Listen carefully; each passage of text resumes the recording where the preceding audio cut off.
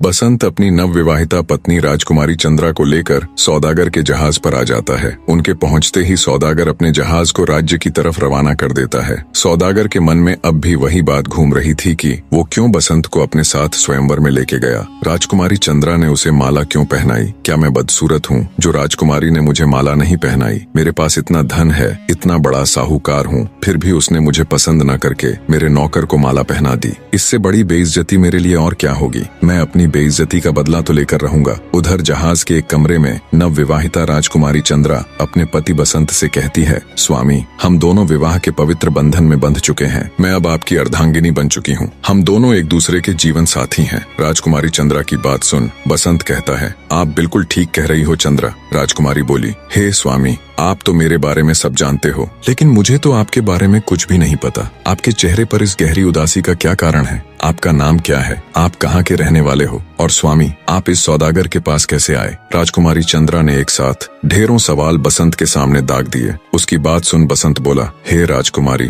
मेरी कहानी बहुत ही दुख भरी है। आप क्यों मेरे दबे हुए जख्मों को फिर से हरा करना चाहती हो? बसंत की बात सुन राजकुमारी चंद्रा बोली, नहीं स्वामी, आपका जो भी दुख सुख है वो मेरे साथ बांटिए। मुझे आपके बारे में सब जानना है। राजकुमारी की जिद देख बसंत कहता है, तो सुनो राजकुमारी, मैं धारा नगरी के राजा खड्ग सिंह का छोटा बेटा बसंत हूँ। मेरे बड़े भाई का नाम रूप था। बचपन में ही हमारी माता का स्वर्गवास हो गया। इतनी बात सुन राजकुमारी चंद्रा बोली, ओहो स्वामी, ये तो बहुत दुख की बात है। बसंत आगे कहता है, चंद्रा, हमारे दुखों का अंत यही नहीं हुआ। इसके बाद हमारे पिता ने दूसरी शादी कर ली। एक दिन हम दोनों भाई खेल रहे थे। खेलते खेलते हमारी गेंद मेरी मौसी के महल में चली गई। मेरा भाई रूप जब गेंद लेने गया तो मेरी मौसी ने मेरे भाई पर झूठा आरोप लगाकर मुझे और मेरे भाई दोनों को नगर से निकलवा दिया। इतना सुन राजकुमारी चंद्रा दुखी हृदय से कहती है, ये तो आपके साथ बहुत ही बुरा हुआ स्वामी। बसंत बोला, आगे सुनो चंद्रा, हम दोनों भाई भटकते भटकते जंगल में पहुंच गए। वहाँ हम दोनों भाई एक पेड़ के नीचे सो गए। जब मैं सोकर उठा तो मुझे मेरा भाई रूप कहीं भी नजर नहीं आया। राजकुमारी चंद्रा बोली, क्या? बसंत बोला, हाँ चंद्रा, पता नहीं मुझे छोड़कर मेरा भाई कहाँ चला गया। क्या पता उसे किसी जंगली जानवर ने उठा लिया या उसके साथ क्या हुआ। मैंने अपने भाई को बहुत ढूंढा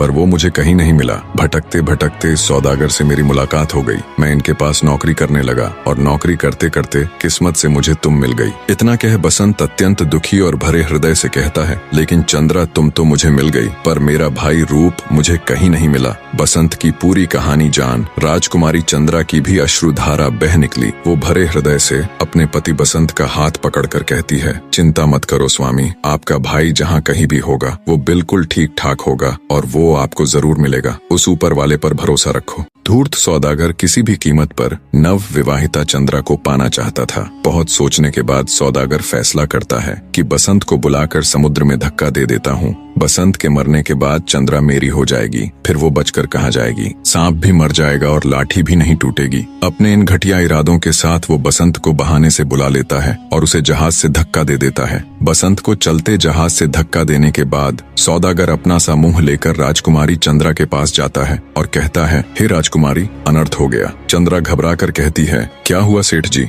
धूर्त सौदागर उससे कहता है, वो बसंत बाहर खड़ा होकर नजारा देख रहा था, तभी उसका पैर फिसला और वो समुंदर में गिर गया। ये सुन चंद्रा के पैरों नीचे से धरती खत्म हो जाती है। वो सहम कर कहती है, नहीं नहीं सेठ जी, ऐसा नहीं हो सकता। सौदागर कहता है, मुझे माफ करना चंद्रा, मैंने उसे बचाने की बहुत कोशिश की पर मैं ऐसा करने में सफल नहीं हो पाया। ये सुन राजकुमारी चंद्रा दहाड़े मार मार कर रोने लग जाती है और कहती है, हे भगवान, ये क्या हो गया? आपने ये क्या कर दिया? मैं तो बसंत के लिए अपने माँ बाप तक को त्याग कर यहाँ आई थी। अब मैं किसके सहारे रहूंगी भगवान? तूने तो मेरा सहारा ही छीन लिया प्रभु। चंद्रा को रोते बिलखते देख सौदागर उससे कहता है, रो मत चंद्रा, रोने से क्या फायदा? भगवान के सामने इंसान का भला क्या बस चलता है। राजकुमारी चंद्रा रोते रोते कहती है, ये मेरे साथ क्या हो गया? एक ही तो सहारा था, वो भी आपने मुझसे छीन लिया भगवान। अब मैं क्या करूं? तब सौदागर कहता है, हे राजकुमारी, चिंता ना करो, मैं तुम्हें अपनी सेठानी बनाऊंगा। ये सुन राजकुमारी चंद्रा के तन बदन में आग लग जाती है। वो खा जाने वाली नजरों से सौदागर को देखती है और कहती है, दुष्ट इंसान, तूने ऐसा बोल भी कैसे दिया? दूर हो जा मेरी नजरों से, मैं तेरी ये घिनौनी सूरत देखना भी नहीं चाहती। ये सुन जब सौदागर राजकुमारी के निकट आ उसे छूने की कोशिश करता है, तब राजकुमारी कहती है, दुष्ट सौदागर, मैं एक सती स्त्री हूँ। तूने अगर मुझे छूने की कोशिश की तो तू भस्म हो जाएगा। ये सुन सौदागर ठिठक कर रुक जाता है और कहता है, अरे चंद्रा, गुस्सा क्यों करती हो? मैं तुम्हें महलों की रानी बनाकर रखूंगा। अनेकों दासियां तुम्हारी सेवा करेंगी। तुम जो मांगोगी वो तुम्हारे कदमों में लाकर रख दूंगा। सौदागर की बात सुन राजकुमारी चंद्रा बोली, अरे दुष्ट आदमी, तुम्हारी बुद्धि भ्रष्ट हो गई है। मैं पतिव्रता स्त्री हूँ, तुमने मुझे समझ क्या रखा है? भगवान के लिए दूर हो जाओ मेरी नजरों से। चंद्रा की बात सुन सौदागर चुपचाप चंद्रा के कमरे से चला जाता है और विचार करता है, आखिर कब तक राजकुमारी मेरा विरोध करेगी? एक न एक दिन तो ये मेरी होकर ही रहेगी। इसके पास और कोई रास्ता नहीं। सौदागर का जहाज उसके राज्य में पहुंच जाता है। उधर जब बसंत को सौदागर ने जहाज से धक्का देकर गिरा दिया था तो उसे एक काठ का टुकड़ा मिल जाता है, जिसके सहारे बसंत कई दिनों तक समुद्र में जूझने के बाद बचकर बाहर निकलने में सफल हो जाता है और चलते चलते कई दिनों की यात्रा कर उसी राज्य में पहुंच जाता है जहां वो धूर्त सौदागर रहता था।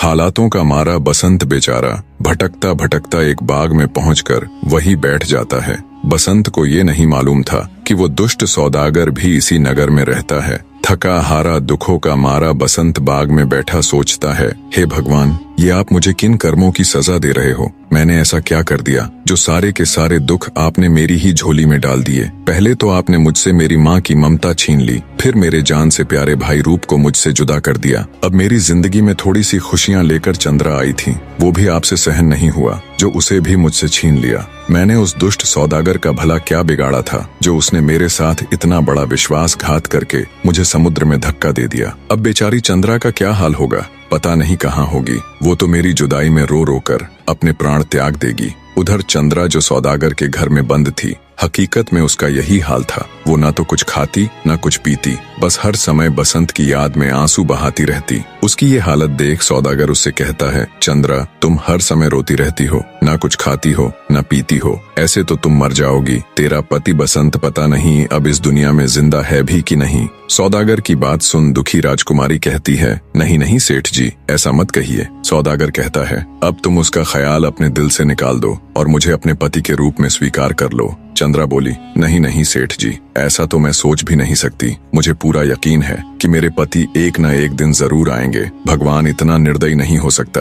राजकुमारी चंद्रा की बात सुन सौदागर चिढ़कर कहता है, चंद्रा, बसंत अब इस दुनिया में नहीं है। अब ये स्वीकार कर लो और मुझसे विवाह कर लो। क्या कोई भी ऐसा रास्ता नहीं है जिससे तुम मेरी बात मान लो? तब चंद्रा कहती है, सेठ जी, एक रास्ता है। सौदागर खुश हो कहता है, क्या रास्ता चंद्रा? जल्दी से बताओ। राजकुमारी चंद्रा कहती है, आप मुझे 12 महीने का समय दे दो, तब तक मुझे हाथ भी नहीं लगाओगे। अगर इन 12 महीनों में मेरा पति बसंत नहीं आया तो फिर जैसा आप चाहोगे वो मुझे मंजूर होगा। सौदागर खुश हो उसकी बात मान लेता है और कहता है, 12 महीने तो क्या, 12 साल या 12 जन्मों तक भी मैं तुम्हारा इंतजार कर सकता हूँ चंद्रा। सेठ इतना कह वहाँ से चला जाता है। वो राजा रूप से गुजारिश कर अपने घर के आगे कड़ा पहरा लगवा देता है। सौदागर की विनती पर राजा रूप हर रोज अपने 2 शाही सैनिकों को पहरेदारी के लिए सौदागर के घर भेजने लग जाता है। ऐसे ही समय बीतता चला जाता है। बसंत इस बात से बिल्कुल अनजान था कि उसका भाई रूप सही सलामत ही नहीं बल्कि इस नगर का राजा भी है। वो राजा की फौज में भर्ती हो जाता है। फिर एक दिन संयोगवश सौदागर के घर के बाहर पहरेदारी के लिए जिन 2 सैनिकों की ड्यूटी थी उनमें एक सैनिक बसंत भी होता है।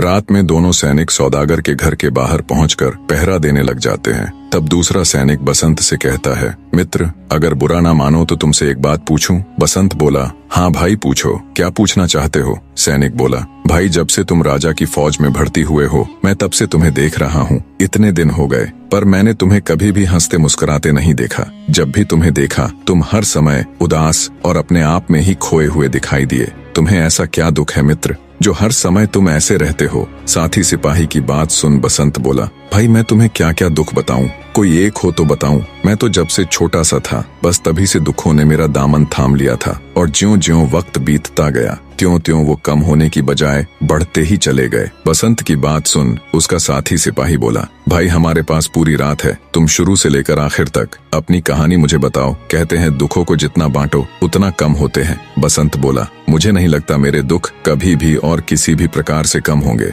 पर मैं तुम्हें अपनी आप बीती जरूर सुनाऊंगा। इतना कहकर बसंत अपने बचपन से लेकर कैसे वो दोनों भाई हंसी खुशी खेला कूदा करते थे, कोई चिंता कोई फिक्र नहीं थी। माता पिता के राज में नौकर चाकर थे, कैसे माता पिता उन्हें लाड लड़ाया करते थे, और अब तक कि कैसे सौदागर ने उसे जहाज से धक्का दे दिया और फिर वो बचकर राजा की फौज में शामिल हो गया। सारी दास्तान अपने साथी सिपाही के आगे बहते अश्रुओं के साथ कह सुनाता है। साथी सिपाही भी उसकी दास्तान सुन भाव विभोर हो उठता है और कहता है, सच में मित्र, तुम्हारी दास्तान तो बहुत दर्द भरी और रुला देने वाली है। उधर घर के अंदर बंद राजकुमारी चंद्रा भी गुमसुम बैठी हुई थी। बाहर जब बसंत अपनी आप बीती सुनाना शुरू करता है तो जानी पहचानी कहानी सुन राजकुमारी चंद्रा के भी कान खड़े हो जाते हैं। वो रात के सन्नाटे में बसंत की आप बीती के रूप में दर्द भरे शब्द सुन लेती है। पूरी दास्तान सुन राजकुमारी चंद्रा के भी रोंगटे खड़े हो जाते हैं। उसका मुरझाया चेहरा कहानी सुन हल्की सी उम्मीद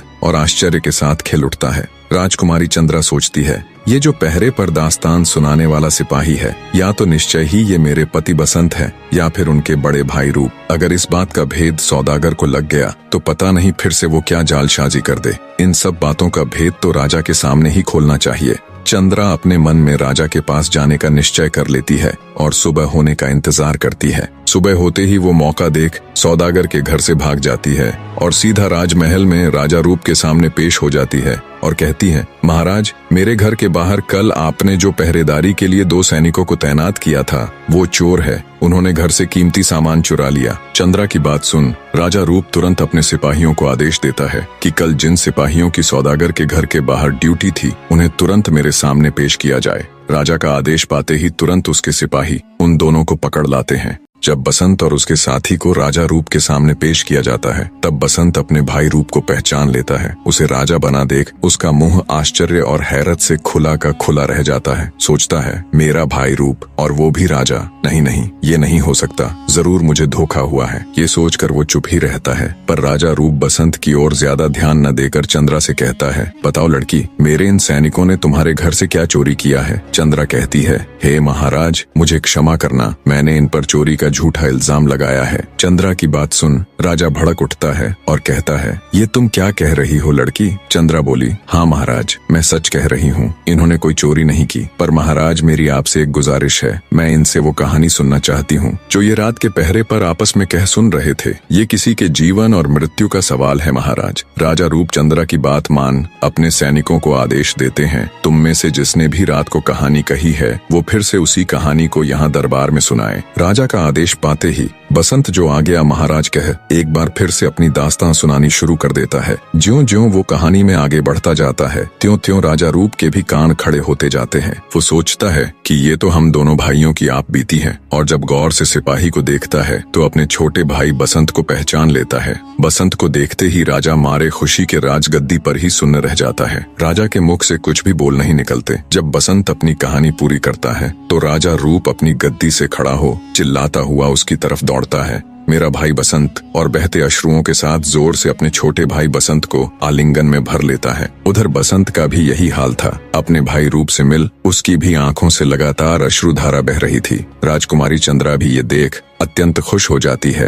और अपने खुशी के आंसुओं को रोक नहीं पाती। दोनों भाइयों की कहानी सुन और उनका आपसी प्रेम देख पूरा राज दरबार जोर जोर से तालियां बजा रहा था। सबकी आंखों में आंसू थे। महाराज रूप के हुक्म से दुष्ट सौदागर को तुरंत पकड़ लिया जाता है और उस नीच को जिंदा धरती के अंदर गाड़ दिया जाता है। बसंत के कहने पर दोनों भाई धारा नगरी में अपने पिता राजा खड्ग सिंह के पास जाते हैं और उन्हें सारी सच्चाई कह सुनाते हैं। सारी सच्चाई जान राजा खड्ग सिंह अपने घुटनों पर बैठकर दहाड़े मार मार कर रोता है और कहता है, मुझसे अनजाने में बहुत बड़ा पाप हो गया प्रभु, मुझे माफ कर दो बेटों। तुम्हारी माँ की बात मान लेता तो मैं इतने बड़े पाप का भागीदार नहीं बनता। वो तुरंत अपने सैनिकों को आदेश देकर उस कुल्लटा रानी का मुंह काला कर उसे गधे पर बिठाकर पूरे राज्य में घुमवाता है और अंततः उसे राज्य महल से बाहर निकाल देता है। रानी को सजा देने के बाद राजा खड्ग सिंह अपना सारा राजपाट अपने दोनों बेटों के हवाले कर पश्चाताप करने के लिए जंगलों में चला जाता है। रूप अपने भाई बसंत को खुशी खुशी धारा नगरी की गद्दी पर बिठा उसका राज्य तिलक कर अपने राज्य लौट जाता है। राजा बसंत हाथ जोड़कर इन सब के लिए भगवान का शुक्रिया अदा करता है और खुशी खुशी राजकुमारी चंद्रा के साथ एक सुंदर जीवन व्यतीत करता है। कहानी का निष्कर्ष बताने से पहले मैं आप सबका एक बार फिर से कहानी में अंत तक बने रहने के लिए तहे दिल से धन्यवाद करता हूं। निष्कर्ष, ये सिर्फ एक कहानी नहीं थी, यह प्रेम, त्याग, न्याय और नियति के संघर्ष की एक अद्भुत गाथा थी। धारा नगरी में जन्मे दो राजकुमार, एक निर्दोष मगर निष्कासित, दूसरा अनजाने में एक राजगद्दी का उत्तराधिकारी। मां की ममता छिनी, पिता की आंखों पर भ्रम का पर्दा पड़ा और एक सौतेली रानी के छल ने एक परिवार को बिखेर दिया। लेकिन नियति को कोई रोक नहीं सकता। जो बिछड़े थे वो फिर मिले, जिसने धोखा दिया उसे अपने कर्मों की सजा मिली, और जिसने सच्चे प्रेम, निष्ठा और संघर्ष का रास्ता अपनाया उसने अंततः अपना अधिकार प्राप्त किया। इस कहानी ने हमें सिखाया, सच्चाई और न्याय की जीत हमेशा होती है, धोखे और छल का अंत निश्चित है। भाइयों का प्रेम अटूट होता है, वक्त चाहे कितना भी कठिन क्यों ना हो। हौसले और ईमानदारी से इंसान अपनी तकदीर बदल सकता है। और इस तरह एक गहरी साजिश से निकला एक युग प्रेम और न्याय की गूंज के साथ समाप्त हुआ।